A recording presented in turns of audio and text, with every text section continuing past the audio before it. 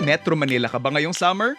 Don't worry dahil makakatikim ka pa rin ng delicious seafood dishes kapag nag-food trip ka sa iba't ibang restaurants na bibisitahin ng Kapuso foodies natin tonight. Sinimulan niya ni Kuya Pekto na napadpad sa isang unique dining space under the Balete. Talaga namang kikilabutan kayo sa sarap kapag natikman nyo ang pinagmamalaki nilang seafood chowder. Chowder yan, pero chowder ang pangalan para mas cool.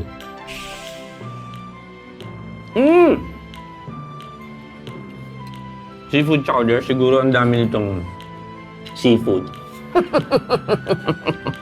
Creamy.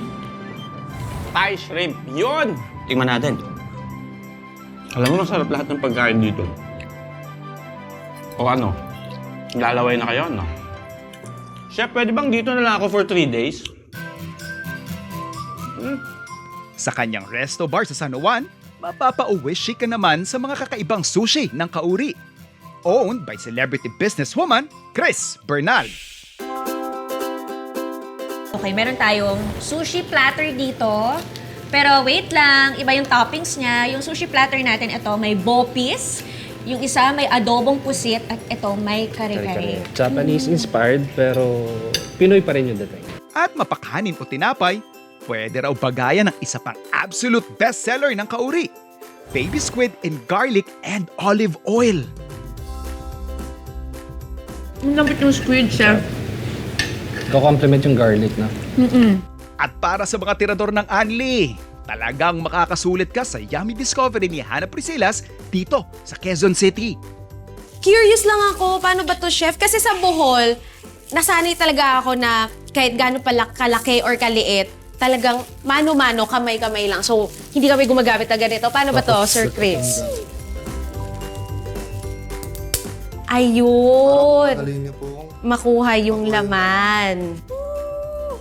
Sipit pa lang yan.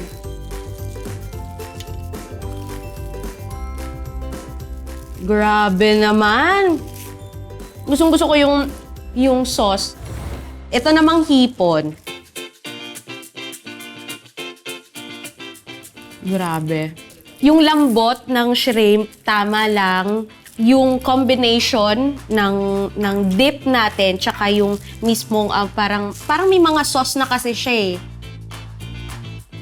Ngayon naman, ang sunod kong titikman is itong baked scallops.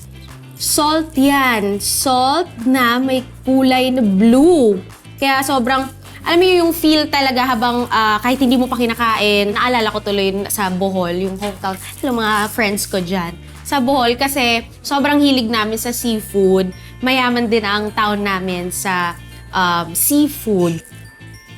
Balanse lang yung hindi siya sumobra sa cheese, hindi naman kulang, sakto lang yung amount ng yung cheese na nilagay nila and yung scallop. Sobrang swak na swak yung lasa nila.